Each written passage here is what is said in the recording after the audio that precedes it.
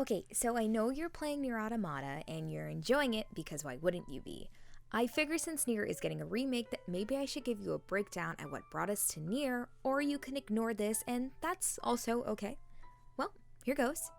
So, I'm sure you figured out by now, just like how Automata has multiple endings, so does the first game that tied everything together called Drakengard.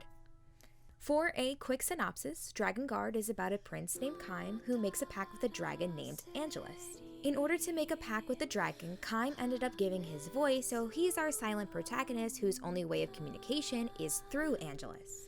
They both tried to protect Kaim's sister Furiai, along with the priest who's a pedophile named Leonard, whose pact partner is just the worst. You betrayed your brothers! Your sorry, pitiful little brothers! Dead on the ground!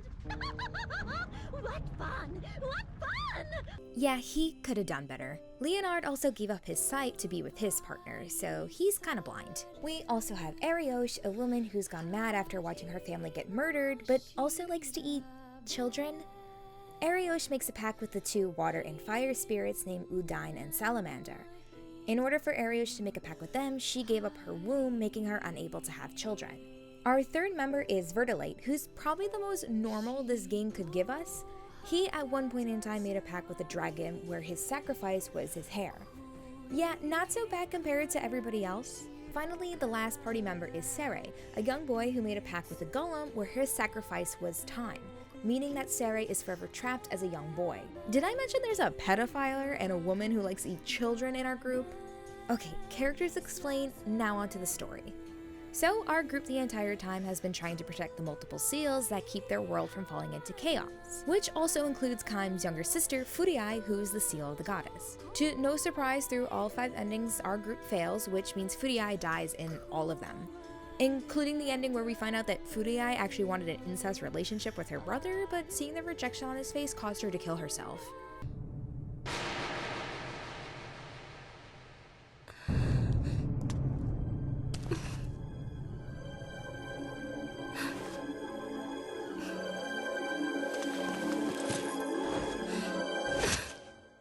Does this game sound fun?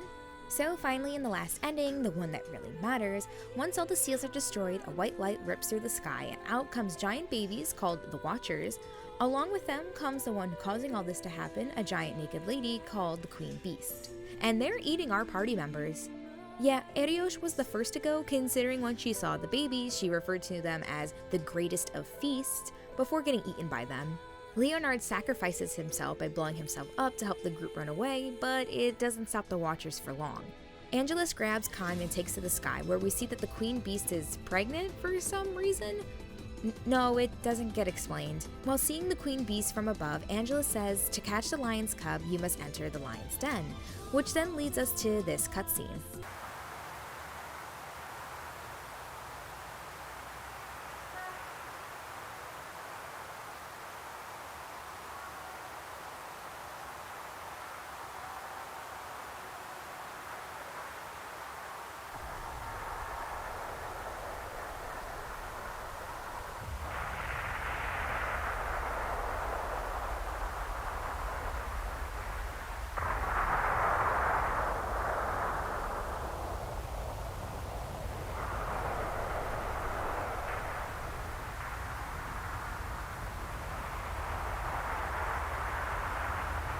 Is this the land of the gods?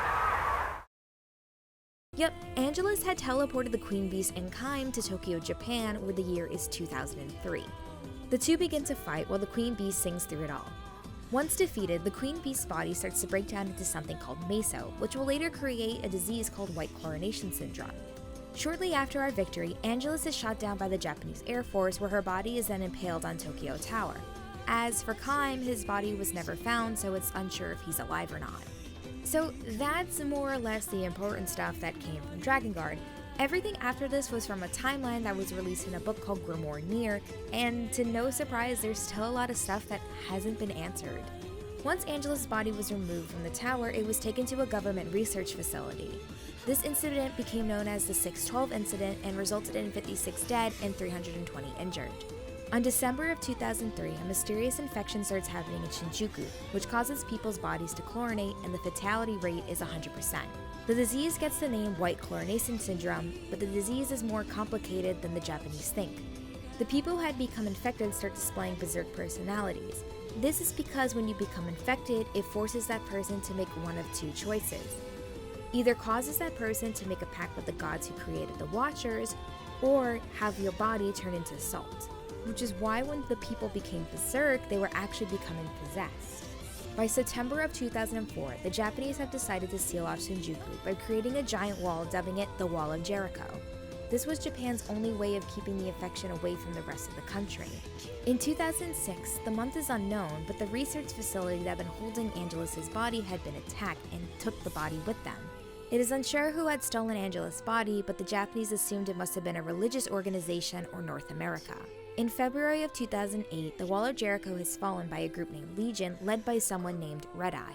Once the wall was destroyed, it was said that a sound was heard similar to the one the Queen Beast was singing during the 612 incident. Now that the wall was destroyed, white chlorination syndrome starts to reappear and infection spreads throughout the rest of the Kanto area. Of August 2009, Japan finally teams up with North America to find a way to stop Legion and white chlorination syndrome. They decide to bomb Shinjuku, calling it a second Hiroshima tragedy. Shinjuku now being called Ground Zero. In February 2010, Legion is spotted in China, and white chlorination syndrome is now happening all over the world. In June, it seems the research facility finally realizes that there are other worlds besides our own with a multiple world theory. They've also realized that the particles that had fallen off the Queen Beast is what had caused all of this, and that the blast from Shinjuku is what's causing the spread of white chlorination syndrome all over the world. In March of 2014, the Gestalt project begins. This project was made in order to contain the spread of white chlorination syndrome. The project is supposed to remove the souls of human bodies until a cure is found. Okay, so I think this is as much information you should need. Anything else would just kind of be a spoiler. Unless you want me to record more, as you can tell, I don't mind talking about this. Well, I hope this made it a little easier. Bye!